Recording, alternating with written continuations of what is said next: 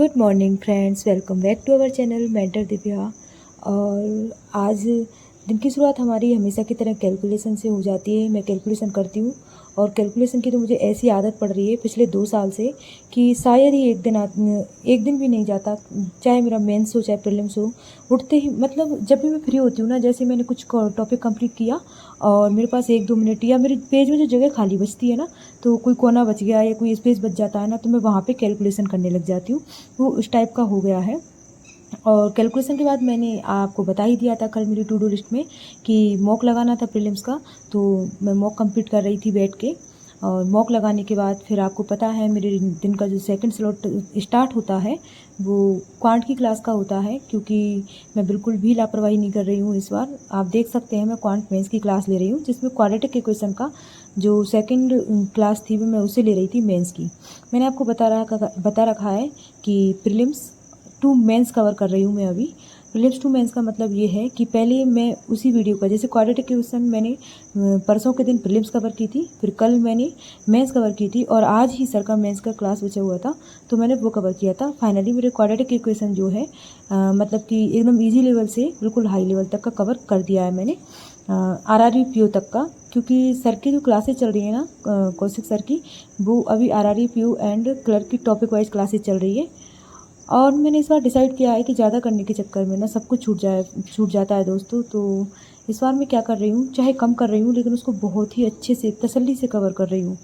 कभी कभी हम क्या सोचते हैं कि एक दिन में हम बहुत सारा पढ़ लेते हैं, मतलब हमारा कुछ भी नहीं छूटना चाहिए, ना ही इधर का ना ही उधर का। मतलब हम पजल भी कर लें, DI भी कर लें, मॉक भी लगा लें, करंट अफेयर, इतना सब कुछ नहीं होता है। हम ह्यूमन बींग्स हैं, हम भी थक जाते हैं। अभी हमारी इवनिंग की जो शिफ्ट है वो स्टार्ट हो गई है ना। तो मैंने आपको बताया था कि इवनिंग की शिफ्ट में मैं सबसे पहले मेंस की PDF सॉल्व करती हूँ, उसके बाद एडिटोरियल करती हूँ, खुद से रीड करती हूँ, और उसके बाद में एडिटोरियल के बाद फिर शाम को जितना मेरे पास टाइम बचता है ना, करंट अफेयर्स पढ़ती हूँ। तो मेंस की PDF का डे 3 है आज हमारा, जैसे कि आप देख सकते हैं ये डे 3 है। और उसके बाद मैं आपको बता दूँ कि मैंने जो है सबसे इंग्लिश की जो मेंस की PDF है वो PDF नहीं सॉल्व की है। मतलब इंग्लिश की जो टेस्ट जो होता है ना, गाइडली का टेस्ट, वो टेस्ट दे लिया है मैंने इंग्लिश का। उसके बाद मैं रीजनिंग सॉल्व करने बैठ गई हूँ अभी। तो पढ़ते पढ़ते मुझे थोड़ा सा लगा कि चलो चाय और स्नैक्स होना चाहिए, तो वो मैं लेके आ गई हूँ।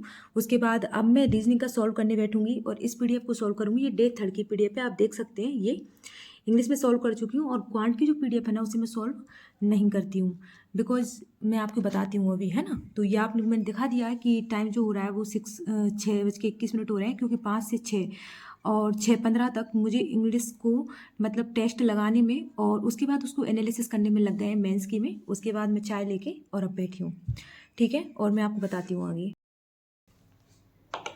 तो मैंने आपको बता दिया है कि टाइम हो रहा है 6:21 हो रहे हैं और इंग्लिश की मैंने लगाई ली थी। उसके बाद जो रीजनिंग है ना, अभी आप सोच रहे होंगे कि मुझे जो रीजनिंग है ना उसको टेस्ट फॉर्मेट में लगाना चाहिए। बिल्कुल सही सोच रहे हैं, रीजनिंग को मैं टेस्ट फॉर्मेट में लगाना स्टार्ट करूँगी। अभी PDF का डे 3 है। ऑलमोस्ट जब मेरे PDF के 6 से 7 दिन निकल जाएंगे, जब मेरी एकदम कंसिस्टेंसी और मतलब कि जो पजल की थोड़े बहुत जो टाइप्स है ना उनसे मैं रूबरू हो जाऊँगी ना, तो उसके बाद मैं लगाने लग जाऊँगी उसको, ठीक है। एंड मैं आपको बता देती हूँ एक इम्पोर्टेंट बात यही है, मैं बार बार यही कहती हूँ आपसे कि देखिए आपको पता भी नहीं चलेगा आपका प्रीलिम्स कब निकल जाएगा, और उसके बाद फिर आपको लगेगा कि मेंस के लिए बहुत कम टाइम बचा है। क्योंकि जब प्रीलिम्स निकलता है ना, पहला प्रीलिम्स निकलता है, हमको भरोसा नहीं होता है अपने आप पर कि प्रीलिम्स निकल गया है। और उसके बाद ना आप खुद से सोचिए, आप जेन्युइनली सोचिए कि अभी जो भी बिगनर्स हैं या जो भी तैयारी कर रहे हैं ना, वो क्या कर रहे हैं, अभी प्रीलिम्स और प्रीलिम्स पढ़ रहे हैं पूरे टाइम। तो आप सोचिए कि प्रीलिम्स को तो हम 6 से 7 महीने पढ़ते हैं रेगुलर, उसके बाद हमारा प्रीलिम्स निकलता है और हम एक्सपेक्ट करते हैं कि प्रीलिम्स निकलने के बाद मेंस की जो हमारे पास टाइम बचता है 20 दिन का या 25 दिन का, तो उसमें हमारा मेंस निकल जाए। ऐसा कैसे होगा, जबकि जो मेन नॉलेज जो होती है ना हमारी, वो मेंस में ही चेक होती है ना। प्रीलिम्स ओनली स्पीड के लिए होता है, लेकिन जो मेंस होता है ना हमारा, नॉलेज मेंस में चेक होती है। तो हमें प्रैक्टिकल समझना चाहिए कि अगर हम प्रीलिम्स को 20% टाइम दे रहे हैं तो हमें मेंस को 80% टाइम देना पड़ेगा। जब जाके जितना स्कोर हम प्रीलिम्स में करते हैं ना बहुत अच्छा, जैसे कि 60 कट ऑफ गई है और हमारे 70 मार्क्स आए हैं या 72 मार्क्स आए हैं ना, या 70 कट ऑफ गई है 100 में से, तो हमारे फिर 85 मार्क्स आते हैं। जैसे IBPS क्लर्क टाइप के एग्जाम में, है ना। तो मेंस में भी फिर हम कट ऑफ से अगर मतलब कि 20 से 25 नंबर ज़्यादा लाना चाहते हैं, 20 से 25 नंबर की जब बात कर रही हूँ मैं, एक नंबर की बात नहीं कर रही हूँ, क्योंकि जहाँ बात आरआरबी पीओ, आईबीपीएस पीओ और ऐसे पीओ के इंटरव्यू की आती है ना, तो वहाँ पे इंटरव्यू देने से पहले हमारे मतलब कि जो मेंस का एग्ज़ाम है ना, उसमें भी हमारे अच्छे अच्छे मार्क्स स्कोर होना ज़रूरी है, ताकि हम बिल्कुल भी मतलब कि बिल्कुल हमें 1% भी डाउट नहीं होना चाहिए कि जब मार्क्स जोड़ के मेरिट लिस्ट बनेगी तो कहीं ऐसा ना हो कि हम हमारे मार्क्स हमारे जो मेंस के स्कोर है ना उसी की वजह से हम मार्क खा जाए, है ना। तो आई होप आपको समझ में आ गया होगा मैं क्या कहना चाह रही हूँ। मैं यही कहना चाह रही हूँ कि ओनली प्रीलिम्स मत पढ़ते रह जाना। अगर आप बिगनर्स हैं तब भी आप बस बेसिक्स कंप्लीट कर दीजिए। ये जून का ही मंथ है आपके लिए, और बिल्कुल डिमोटिवेटेड होने की ज़रूरत नहीं है कि जो रिपीटर्स उनको सब कुछ आता है, हमने स्टार्टिंग की है और आपके कहने से क्या होगा, बहुत सारा सिलेबस है, ये कंप्लीट नहीं होता है। मैं बता रही हूँ ना आपको, आप मुझ पर भरोसा कर सकते हैं। मुझे 2 साल हो गए हैं तैयारी करते हुए। जब तक आप प्रीलिम्स करते रहेंगे ना, आपकी प्रीलिम्स की तैयारी ही खत्म नहीं होएगी और आपका ना ये साल निकल जाएगा, आपके सारे एग्जाम निकल जाएंगे और फिर एट द एंड आपको फील होगा कि नहीं यार, मेंस भी पढ़नी चाहिए थी। मैं इसलिए बोल रही हूँ क्योंकि जब तक हम इजी पढ़ते रहते हैं ना, हमें टफ चीज़ें टफ ही लगती रह जाती हैं। लेकिन जब हम थोड़ा सा भी टफ को टाइम दे ले जाते हैं ना, तो जो हमारी मतलब कि ईजी चीज़ें होती है ना, वो हमें ऐसा लगता है कि अब इन्हें पढ़ने की जरूरत नहीं है। आप ऐसा कीजिए, आप बढ़िया प्रीलिम्स पढ़िए, आप दिन भर पढ़िए। मैं मान सकती हूँ आप बिगनर्स हैं, तो आपको कॉन्सेप्ट भी पढ़ना है, आपको स्लोग से इनइक्वलिटी, सिटिंग अरेंजमेंट के सारे टाइप, पजल के सारे टाइप, वो सब कुछ भी आपको पढ़ना है।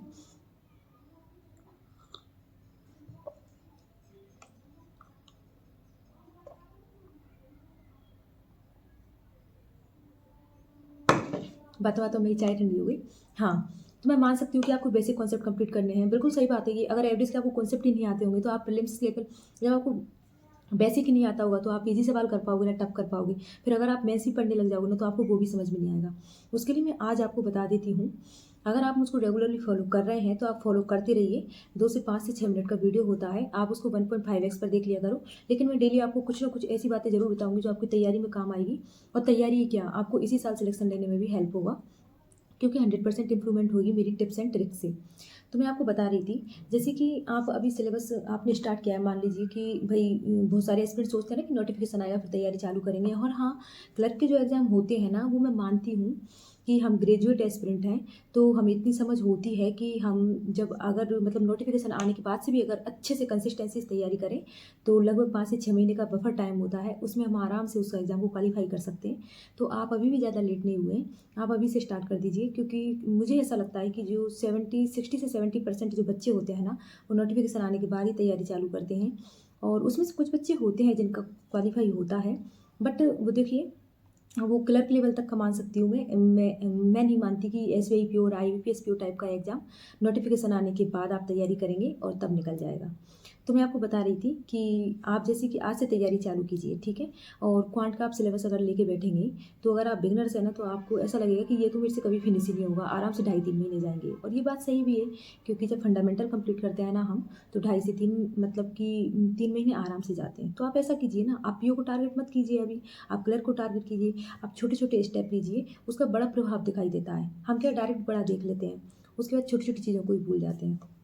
तो फिर आप ऐसा कीजिए कि छोटा स्टेप लीजिए, और छोटे स्टेप से इन द सेंस ये है कि चलिए आप परसेंटेज कंप्लीट कीजिए। तो आप ऐसा कीजिए कि आपने परसेंटेज बढ़ाना, तो आप परसेंटेज से रिलेटेड 1 से 2 DI मेंस लेवल की, और कम से कम 5 क्वेश्चन मेंस लेवल के लगा लीजिए। और मेंस का कोई लेवल नहीं होता, मतलब बहुत अच्छे लेवल के क्वेश्चन सॉल्व कर लीजिए। आप एवरेज पे आए तो एवरेज का भी आप ऐसे मत छोड़िए कि इसे मैंने कंप्लीट कर दिया, उसको कंप्लीट कीजिए अच्छे से। फिर उसकी अच्छे लेवल की एक DI लगाइए, 4 से 5 क्वेश्चन आप मेंस लेवल के बहुत ही अच्छे लेवल के लगा लीजिए। उससे क्या है, आपका ना मतलब कि एक लिंक बना रहेगा। ऐसे ही आप पजल की प्रैक्टिस कर रहे हैं, तो आप पजल में ऐसा कीजिए, जैसे आप पजल आपने फ्लोर बेस्ड पजल किया, तो आप सर्च कीजिए, आपको बहुत सारी गूगल पे PDF मिल जाएंगी, और वहाँ पे आप निकालिए मेंस लेवल मतलब कि सिटिंग अरेंजमेंट निकाल लीजिए आप, ठीक है। पजल निकाल लीजिए, तो आप डेली का एक बना लीजिए, तो उससे वो मैथ्स की तैयारी में ऐड हो गया आपके। आप यकीन मानिए, इससे बहुत इंप्रूवमेंट होगा आपका। तो आपका पजल क्वांट भी हो गया। इसी प्रकार से आप इंग्लिश पढ़ रहे हैं, तो भले से आपको इंग्लिश में कुछ भी नहीं आता है, लेकिन आप जैसे एज यूजल पढ़ रहे हैं वैसे पढ़ते रहिए।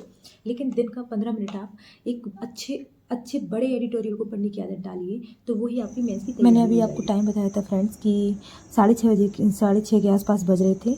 उसके बाद फिर मैंने मतलब कि रीजनिंग की पजल सॉल्व कर ली थी, जिसमें 4 पजल थी, उसमें से एक तो मुझसे बनी ही नहीं थी। उसे पता नहीं क्या लिख रहा था, मुझे कुछ भी समझ में नहीं आया, तो मैंने उसको छोड़ दिया और 3 ही पजल सॉल्व की थी। उसके बाद मैं बैठ जाती हूँ करंट अफेयर्स करने। मैंने बता रखा है आपको कि करंट अफेयर्स मतलब कि शाम के टाइम जितना भी मेरे पास बचता है ना, पीडीएफ मेंस की पीडीएफ सॉल्व करने के बाद, उसके बाद मैं पूरा करंट अफेयर्स पढ़ती हूँ, चाहे मेरे पास 2 घंटे हों, 2.5 घंटे हों, चाहे 3 घंटे हों। क्योंकि ना दिन भर में दिमाग इतना एग्जॉस्ट हो जाता है, उसके बाद ना हम करंट अफेयर्स ही पढ़ पाते हैं। तो वीडियो देखी, उसके बाद फिर मैं पीडीएफ करती हूँ और फिर पीडीएफ करने के बाद मैं सोते टाइम स्विच कर लेती हूँ। और ये जो डिश आप देख रहे हो फ्रेंड्स, तो क्या आपने भी कभी चाय से पराठे खाए हैं? अगर खाए हो तो आप बताना। उसके बाद देखिए, ये मैंने सुबह मेंस की जो पीडीएफ सॉल्व की थी वो आपको बता देती हूँ मैं। उसके बाद ये रीजनिंग की जो पीडीएफ थी वो, एंड मैंने क्वाड्रेटिक इक्वेशन की क्लास लगाई थी, करंट अफेयर्स की थी, और टू डू लिस्ट मैं आपके साथ अभी शेयर कर दूँगी। और कल के लिए मैं आपको बता देती हूँ कि मैं कुछ थोड़ा सा नया करने वाली हूँ, मॉक की जगह पे कुछ चेंज करने वाली हूँ थोड़ा सा, जहाँ मुझे लग रहा है कि मैं लैग कर रही हूँ, तो वो आपको मैं कल अपडेट कर दूँगी फ्रेंड्स। टाइमर टाइमर मैं बताना भूल गई आपको, कोई बात नहीं, 9 साढ़े 9 घंटे के आसपास मेरा टाइम हुआ था। मैं सुबह अपडेट कर दूँगी आपको आज के टाइमर से भी, है ना फ्रेंड्स। तो ये सब कुछ मेरा कंप्लीट हो गया है। इसमें कैलकुलेशन वगैरह बीच बीच में करती हूँ, मेंस की पीडीएफ, एडिटोरियल। आज मैं इंग्लिश की क्लास नहीं लगा पाई थी, तो थैंक यू।